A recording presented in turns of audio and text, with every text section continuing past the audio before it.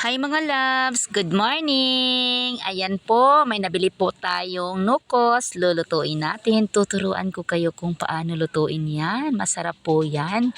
So bago ang lahat ay linisin muna natin yan. Kailangan po nating linisin talaga yan mga loves, no?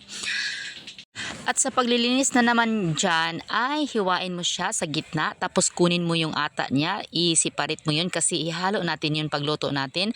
Tapos syempre kunin natin yung mga laman niya kasi yung tinain niya at yung mata niya, yung bunganga niya kasi ayaw ko nang isama yun. So kailangan talaga nating tanggalin yun, o diba? Pero bago natin tanggalin yung mga ano niya, kunin nyo talaga yung ata kasi yun masarap yun isama pag nagluto na tayo. Yung itim niya ba mga lalabs? Ata po ang tawag doon sa amin sa Bisaya. Iwan ko ba kung anong ata sa ata lang siguro ba sa Tagalog. Basta yun, pagkatapos natin yan, i-marinate na natin yan lahat. So sa pag-marinate, ayan po, lagyan natin siya ng magic sarap. Syempre, yan po ang magpapasarap sa ating luto at pamintang durog. Lahat po ng luto natin kailangan po ay may pamintang durog. Tapos, yung magpapawala sa ano niya, langsa niya is yung limonsito, kalamansi. O lagyan talaga natin ng kalamansi mga lalabs. No? Pero wag niyo isama yung buto niya. Kasi pait yan pag nasama pag niluto niyo mga lalabs. Kailangan niyo talagang i-separate yung buto. At pagkatapos lagyan natin konting asin, syempre no. At syempre, lagyan din natin ng oyster sauce.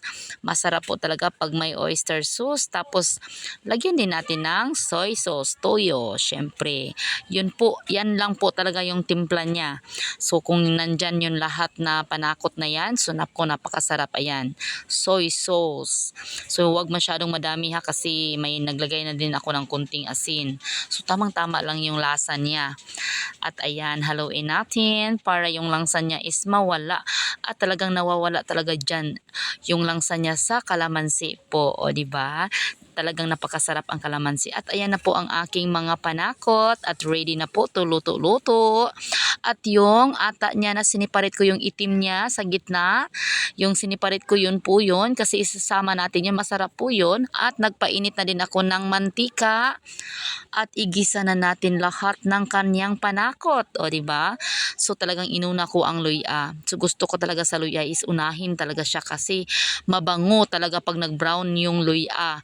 Tsaka bago mo ilagay lahat, bawang, bombay, ano ba yan? Sili, kulikot, atsyal, at sibuyas dahon. Ayan, pinagsama ko na siya lahat bago natin ilagay yung nukos. O, diba? So, ganun lang ang pagluto ng nukos, mga lalabs. Napakasimple lang po.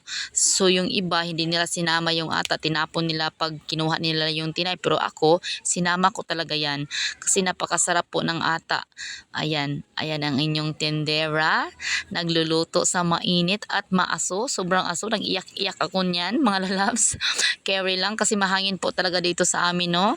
Naglipad-lipad talaga yung usok kasi napakahangin po. At ayan, pagkatapos mong ma-brown-brown na lahat yung mga panakot, tsaka na natin ilagay ang nukos. Ayan. So, syempre, ukay-ukayin natin yan hanggang maluto siya. O, diba? So, ganun lang pagluto. Napaka AC lang. Buti na lang din may nagsuroy dito sa amin nung maaga at nakapagluto ako, 'di ba? Walang plano magluto no, kaso nga lang may nagbinta dito ng maaga. Napaka-fresh pa po dahil kakukuha lang nila kagabi kasi malapit talaga kami dito sa dagat. Oo, nandito kami sa Pikalawag Beach. Oo, ito po talaga yung lugar namin. At ayan na po siya, kumulo-kulo na siya no. Ilagay na natin ang ata niya, o di ba? Tingnan niyo, di ba? Iitim yan lahat. Pero masarap talaga ang ata pag nalagay mo. Ayan. Tingnan niyo mga lalabsa kung gaano ang kamandag ng ata. Iitim yan lahat ng ating niluluto. Tingnan nyo. O, diba? So, ayan. Yan po talaga ang nagpapasarap mga lalabs. Kasi pag wala yung ata mga lalabs, iba talaga yung lasa pag nagluto kayo. Subukan yung may ata. Pag ano, at itabi nyo talaga yan, isama nyo talaga yan pagluluto nyo. Diba, napakasarap po, nanam po ang ating luto. O diba, tingnan nyo naman ang hitsura. Napakasarap po at napakabango. Ayan po ako. For okay at for tikim na tayo kasi luto na yan, hindi naman natin pwedeng patagalan. Naiiyak na po yan sa sobrang aso. Laban lang. Laban na ganyan talaga pag kusinira. Ayan, tinikman ko na siya mga lalabs, no? At ayan na ang kanyang lasa. O di ba ang sarap. Napaka talaga, napaka bagay talaga yung timpla na may kalamansi, na may paminta. O di ba tapos may O ayan na po ang aking pagkain at kakain na po tayo. O di ba? Ayan po ang sa akin lahat. So hindi pa po sila nagising. Kain po tayo mga lalabs. Thank you Lord sa mga blessings. Ako lang po muna ang kakain kasi sila is natutulog pa. Kasi marami na naman po akong gagawin today. So nasimulan na natin sa paggawa ng pagkain sa umagahan. At tuloy-tuloy na to, no?